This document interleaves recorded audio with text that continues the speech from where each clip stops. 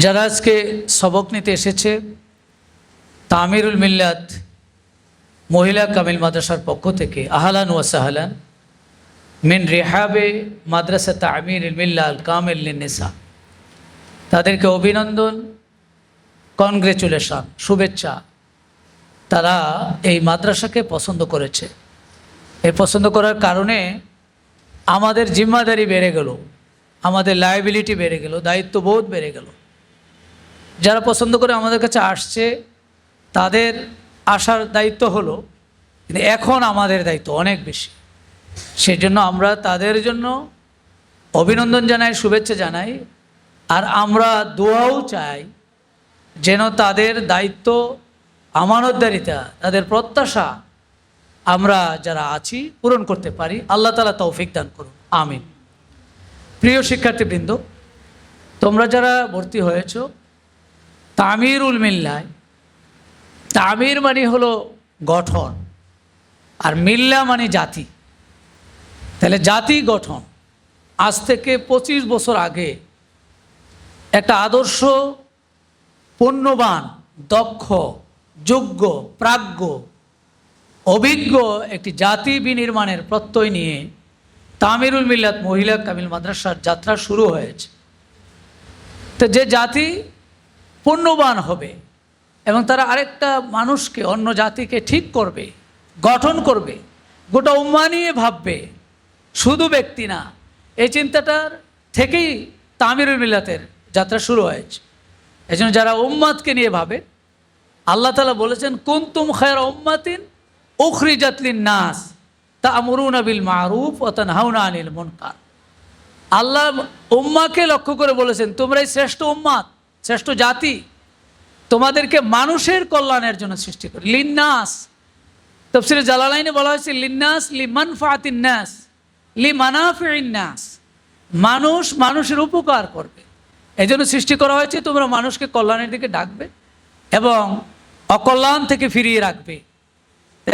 উম্মাহকে ঠিক করার জন্য তামিরুল মিল্লাতের যাত্রা শুরু হয়েছে, আমরা সেই মিল্লাতে ভর্তি হয়েছি। তাহলে আমাদের জিম্মাদারি, আমাদের দায়িত্ব অনেক অনেক বেশি। বাংলাদেশের অন্য প্রতিষ্ঠানের মতো মনে করলে হবে না যে একটা উম্মাহ নিয়ে আমরা ভাববো। একটা জাতিকে সমৃদ্ধশালী করার প্রত্যয় আমাদের আছে। এই ক্ষেত্রে একটা জাতি গঠনের ক্ষেত্রে পুরুষের পাশাপাশি মেয়েদের ভূমিকা কি, এটা আমাদের কর্তৃপক্ষ, আমাদের মুরব্বীরা চিন্তা করেই এটা শুরু করেছে। মেয়েদের জন্য আলাদা আঙ্গিনা, আলাদা পরিবেশ, আলাদা প্রতিষ্ঠান শুরু হয়েছে। 1500 বছর আগে বিশ্বনবী বলেছেন আর দুনিয়া কুল্লুহা মাতাউন ও খায়রু মাতাঈদ দুনিয়া আল মারআতুস সালিহা। পৃথিবীর সবই সম্পদ, তবে শ্রেষ্ঠ সম্পদ হলো একজন সতী নারী। সে পারে তার পরিবারটাকে ঠিক করতে, আর পরিবারের পরে সমাজ, সমাজ থেকে রাষ্ট্র, তাহলে গোটা রাষ্ট্রেরও কিন্তু সে ঠিক করার বিরাট দায়িত্ব পালন করতে পারে। সেজন্যই তামিরুল মিল্লাতের যাত্রা শুরু হয়েছে। এই জন্য আমি আমাদের শিক্ষার্থী যারা, বিশেষ করে ফাজিল কামিল, তারা তো উচ্চশিক্ষায় পদার্পণ করেছে, আলিম পর্যন্ত পাশ করে এখন ফাজিল কামিলে পড়বে, তারা জাতিকে নিয়ে ভাববে, নিজেকে নিয়ে ভাববে, একটা সমৃদ্ধ দেশ গড়ার প্রত্যয় ব্যক্ত করবে। তাদেরকে আমি সবার আগে বলতে চাই, তাদের আত্মমর্যাদা উপলব্ধি করা, এটা সবার আগে প্রয়োজন। আমি কে, আমার স্ট্যাটাসটা কি? কোরআন বলছে সূরা মুজাদালা আয়াত 11-তে, ইয়ারফাইল্লাহুল্লাযীনা আমানু মিনকুম ওয়াল্লাযীনা উতুল ইলমা দারাজাত। ইয়ারফা ফেলের ফাইল হলো আল্লাহ, আল্লাহ উঠান। ইয়ারফা মানে উঠাই দেন, মর্যাদা বাড়ান আল্লাহ নিজে। যাদের এলেম আছে, যাদের ঈমান আছে, তাহলে এই এলেম যাদের আছে তাদের মর্যাদা কিন্তু স্বয়ং আল্লাহ বাড়িয়ে দেন।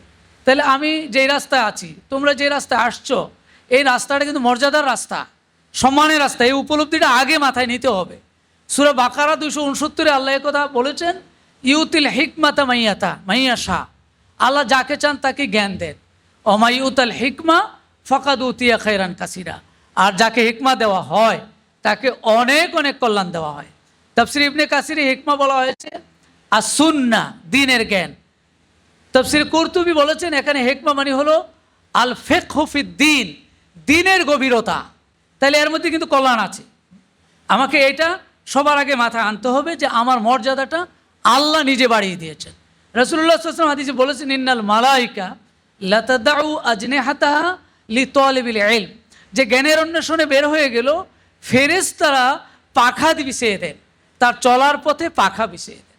তাহলে আল্লাহ মর্যাদা দেন, রাসূলুল্লাহ এই কথা বললেন।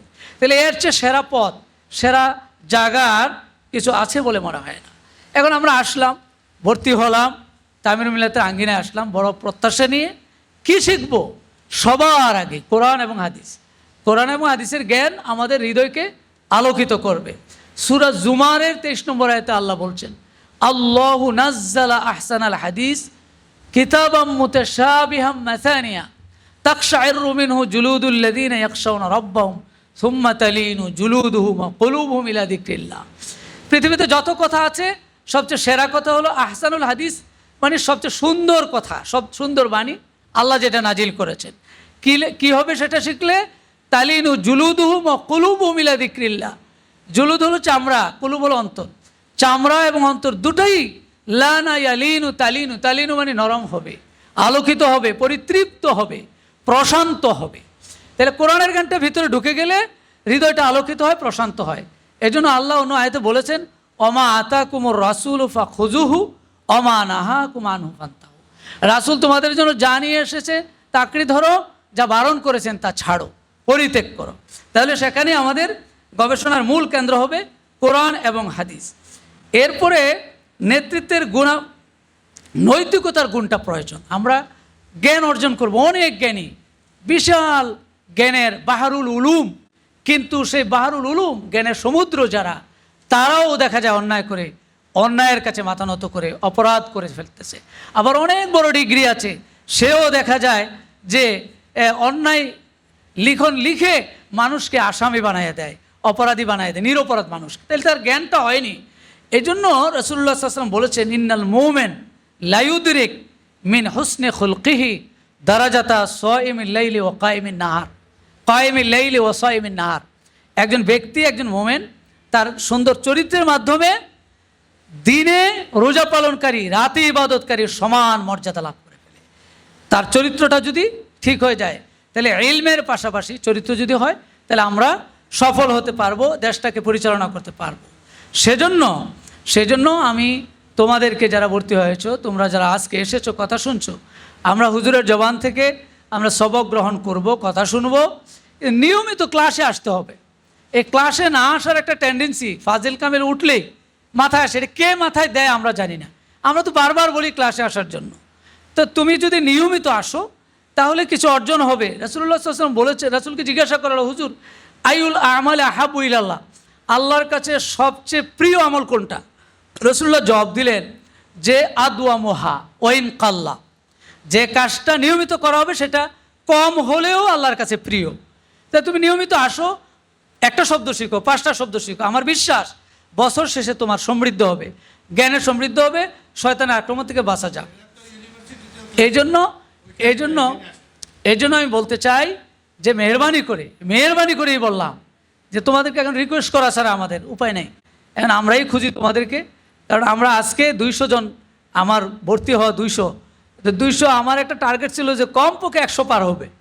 বৃষ্টির কারণে কিছু হ্যাম্পার হলো, কিন্তু 100 তো এখনো হয় নাই, হিসাবে কিন্তু 100 হয় নাই।